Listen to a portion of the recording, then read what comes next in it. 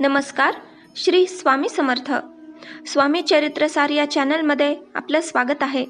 स्वामी तुमच्या सर्व चांगल्या इच्छा पूर्ण करोत हीच स्वामींच्या चरणी प्रार्थना करते आणि आपल्या व्हिडिओला सुरुवात करते. आपण सगळेच स्वामी भक्त आहोत. आपल्या सर्वांनाच स्वामी चरित्र सारामृताचे पारायण कसे करावे, कोणते नियम पाळावेत हे माहिती आहे. तरीही काही नवीन स्वामी सेवेकरी आहेत जे अजून नवीन आहेत. त्यांना स्वामी चरित्र सारामृताबद्दल, नियमांबद्दल अजून थोडी माहिती हवी होती. त्यासाठी हा व्हिडिओ केला आहे. बरेच जण स्वामी सेवेत नव्याने येत आहेत. ही खूप आनंदाची गोष्ट आहे. काही जण स्वामींची खूप सेवा करतात. रोज सेवा करून देखील काहींची इच्छा पूर्ण होत नाही किंवा स्वामींची कोणतीही प्रचिती येत नाही. त्यांना असं वाटतं की आपण एवढी सेवा करतोय पण आपल्याला काहीच अनुभव का येत नाही. मी एवढे पारायण केले तरी माझी इच्छा का पूर्ण झाली नाही, किंवा माझी सेवा स्वामींना आवडली नसेल का, माझी सेवा स्वामींपर्यंत पोहोचली नसेल का, असे बरेच प्रश्न त्या लोकांना पडू लागतात. परंतु कसं होतं की जशी तुमची श्रद्धा आहे तसं तुम्हाला फळ मिळत असतं. त्यामुळे स्वामींवर विश्वास आणि श्रद्धा ठेवणं खूप जास्त महत्त्वाचं आहे. त्याचबरोबर आपल्याला आपल्या कर्मानुसार सुद्धा फळ मिळत असतं.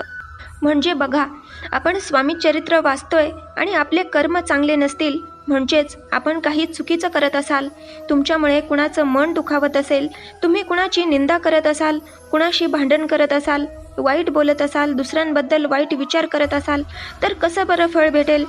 आणि हे चांगले विचार, चांगलं बोलणं हे फक्त स्वामी चरित्र वाचण्यापुरतं नसावं, तर आयुष्यभर आपण असंच असावं. म्हणजे एखाद्या लहान मुलाचं मन कसं असतं बघा, निखळ, गोड, पवित्र, अगदी त्याप्रमाणे.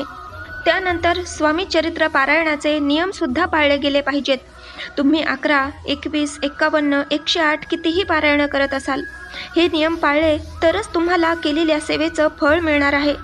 तुम्ही जर स्वामी चरित्र वाचताय परंतु या चुका करत असाल तर पुढच्या वेळी या चुका होऊ देऊ नका. त्या चुका कोणत्या ते आपण पाहूयात. जेव्हा आपली कोणतीही सेवा संकल्पयुक्त असते तेव्हा काही गोष्टी पाळाव्या लागतात. जर तुम्ही रोजची नित्य सेवा करत असाल, तुम्हाला सकाळी वेळ मिळाला नाही तर संध्याकाळी केली तरी चालते. परंतु जेव्हा तुम्ही एखादं पारायण किंवा कोणतीही संकल्पयुक्त सेवा करत असाल तर एकच वेळ निश्चित असणं खूप गरजेचं आहे. म्हणजे तुम्ही पहिल्या दिवशी सकाळी पारायणाला सुरुवात केली तर रोज सकाळी त्याच वेळी वाचन करावं. त्यानंतर दुसरी महत्त्वाची गोष्ट म्हणजे जेव्हा पण तुम्ही पारायणाला सुरुवात करणार असाल तेव्हा लगेचच ग्रंथ उघडून वाचनाला सुरुवात करू नये. तर सर्वात आधी स्वामींना नमस्कार करावा, मुद्रा करावा, ग्रंथालाही नमस्कार करून दिवा अगरबत्ती लावून घ्यायचा आहे. सुरुवातीला स्वामी स्तवन म्हणावं. स्वामी स्तवन खूप महत्त्वाचं आहे. त्यानंतर श्री स्वामी समर्थ या मंत्राचा 11 माळी किंवा किमान 1 माळ तरी जप करावा आणि मग ग्रंथ उघडून पहिल्या अध्यायापासून वाचनाला सुरुवात करावी. त्यानंतर तिसरी महत्त्वाची गोष्ट म्हणजे तुमच्या मनातील कोणतीही इच्छा पूर्ण व्हावी यासाठी संकल्प करून स्वामी चरित्राचं पारायण करत आहात, म्हणजे अतिशय उच्च कोटीची सेवा करत आहात. त्यामुळे तुम्हाला स्वतःला पवित्र ठेवणं आवश्यक असतं. त्यासाठी तेवढे दिवस मांसाहार करू नये, घरातही नाही आणि बाहेरही नाही. तुमच्या घरातील मंडळींना जर खायचं असेल तर त्यांच्या स्वयंपाकाची भांडी तुमच्या जेवणासाठी वापरू नका. ज्यावेळी घरामध्ये मांसाहार होईल त्यानंतर किचन ओटा, भांडी, फरशी स्वच्छ करून घ्या. दुसऱ्या दिवशी अंघोळीनंतर घरामध्ये गोमूत्र शिंपडून मग पारायणाला बसा. त्याचप्रमाणे गुरुवारच्या दिवशी तर घरातल्यांनी सुद्धा मांसाहार करू नये. गुरुवारी मांसाहार कडकडीत बंद असावा.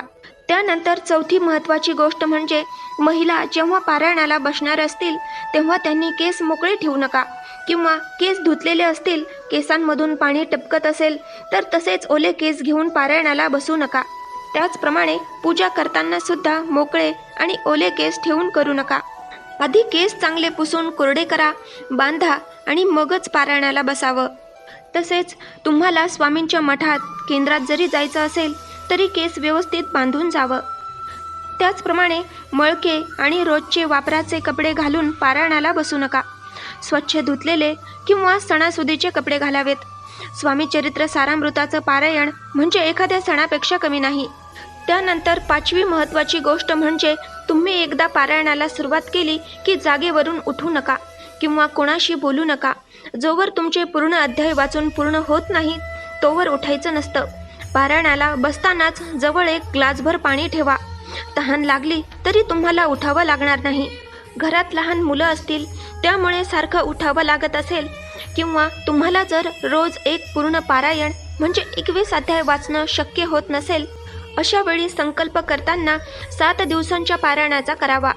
मग तुम्हाला रोज 3-3 अध्याय वाचावे लागतील, किंवा 3 दिवसांच्या पारायणाचा संकल्प करावा म्हणजे तुम्हाला 3 दिवस 7-7 अध्याय वाचावे लागतील. आणि तुमचं बाळ झोपलं आहे तोवरच तुमचं वाचून पूर्ण होईल. तुम्ही आधीच ठरवा की तुम्हाला वाचनाला किती वेळ देता येईल आणि त्याप्रमाणेच संकल्प करा. तुम्ही समजा 11 पारायणं 11 दिवसात पूर्ण करण्याचा संकल्प केला तर तुम्हाला रोज एक पारायण पूर्ण करावंच लागेल. आणि असे पारायण करताना शक्यतो एका मांडीतच पारायण पूर्ण करावं, तरच सेवेचं फळ मिळेल. टप्प्याटप्प्याने दिवसभर सकाळी 2, दुपारी 2, बाकीचे संध्याकाळी असं वाचत बसू नका. असं ग्रंथ वाचणं अत्यंत चुकीचं आहे. ज्यावेळी तुम्ही स्वामी चरित्र सारामृत ग्रंथ वाचत असता त्यावेळी फक्त तुमचे स्वामी, तुम्ही आणि ग्रंथ, बस एवढंच. बाकी सर्व विसरून जा. मन त्या परमेश्वरापाशी एकरूप करा. त्यानंतर पुढची महत्त्वाची गोष्ट म्हणजे तुम्ही पारायणाला सुरुवात केली आहे आणि मध्येच तुम्हाला गावी जावं लागलं तर तिकडेच ग्रंथ घेऊन वाचत बसू का, म्हणजे माझा पारायणाचा आजचा दिवस पूर्ण होईल असेही बरेच जण म्हणतात. परंतु असं करू नका.